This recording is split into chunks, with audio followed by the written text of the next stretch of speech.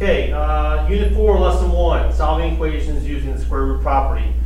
We've already done this to some extent, so this should not be too relatively new. The square root property says if x squared is a, then x is equal to, this is the key part, plus or minus the square root of a. So we're going to go one step further, and as you see number 2 here, this is extremely important, the plus or the minus. We don't want to forget that. Okay? So we're going to get what is being squared alone, always. Then take the square root of both sides. And then get the variable alone. Make sure the radical is completely simplified. So let's do this. Board acting a little bit goofy. Okay, not sure what's happening here. Let's just stick with that for right now. So, example 1, 2x squared equals 100. We've got to get the x squared by itself. So we need to get rid of the 2. How is it attached? Multiplication. How do we undo multiplication? By division. That gives us x squared equals 50. Now, when we get x by itself, we square root both sides. But when we get our answer, we don't just write the square root of 50. We write plus or minus the square root of 50. And here's why. What is the square root of 16? Well, obviously, everybody's going to say 4. But it's also negative 4. 4 times 4 is 16, and negative 4 times negative 4 is positive 16. So that's why we have to do the plus or minus now that we're solving equations.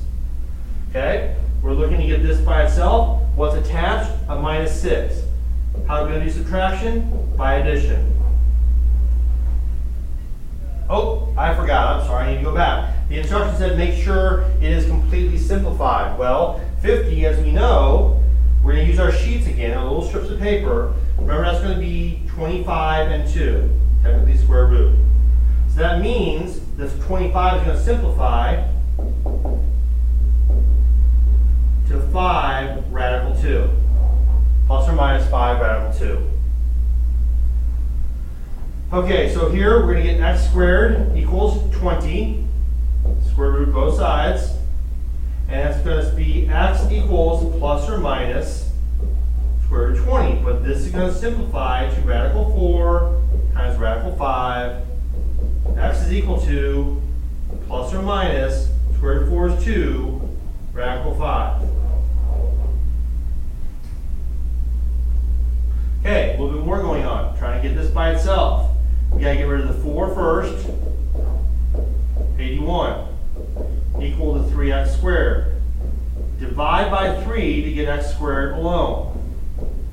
X squared is, 3 goes in 81 twice. That leaves a 2. 21 divided by 3 is 7. Okay?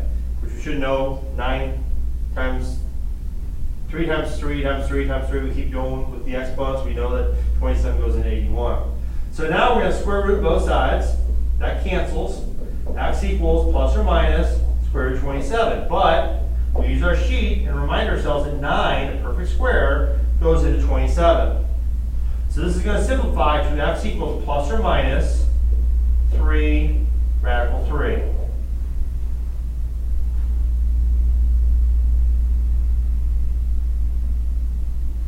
Okay. So on this one, we already have it, the parentheses being squared. So this one, we need to square root right now to get rid of that square root, the square symbol.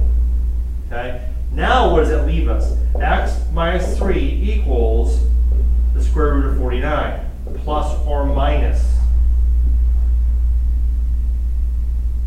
Now the square root of 49, 7, plus or minus 7. And now we're going to add 3 to both sides. And that's going to give me 2 answers. X equals 7 plus 3, which is 10, and negative 7 plus 3, which is negative 4. We can plug these back in and check them. 10 minus 3 is 7. 7 squared is 49. Negative 4 minus 3 is negative 7, which squared is 49. Here we add the 5 first, because this is all tied up together because that radical, the exponent of 2. So we have x plus 4, all being squared, equal to 24. 19 plus 5, 24. Now, we're going to square root both sides, which is going to leave us with x plus 4 equals plus or minus radical 24, which is going to break down radical 4 and radical 6. So this is actually 2 radical 6. I'm going to simplify it there just to bring it together. So what we have is x plus 4 is equal to plus or minus 2 radical 6. Now we're going to subtract 4 from both sides. X equals negative 4 plus or minus 2 radical 6. And no, we cannot say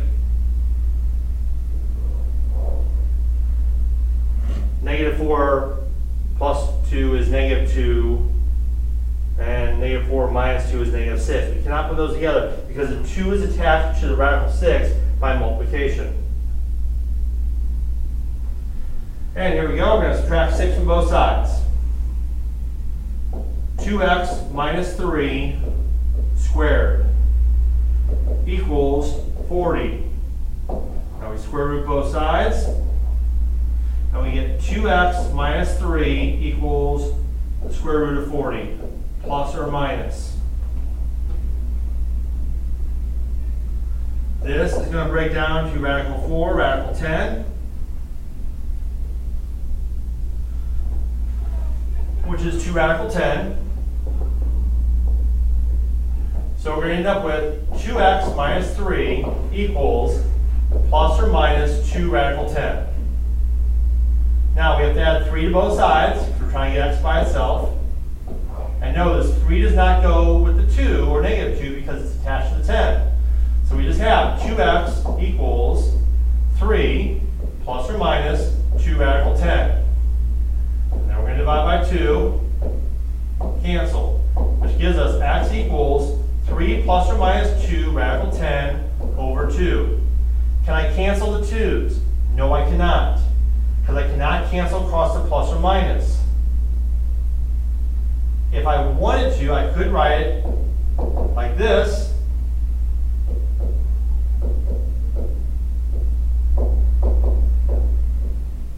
I could split the 2 up with the 3 and the plus or minus 2 radical 10, which would then lead me to x equals 3 halves plus or minus radical 10. This answer is fine, but so is this one. You could stop right here, unless you're instructed to go further. And that's it. This is pretty much what we've done already.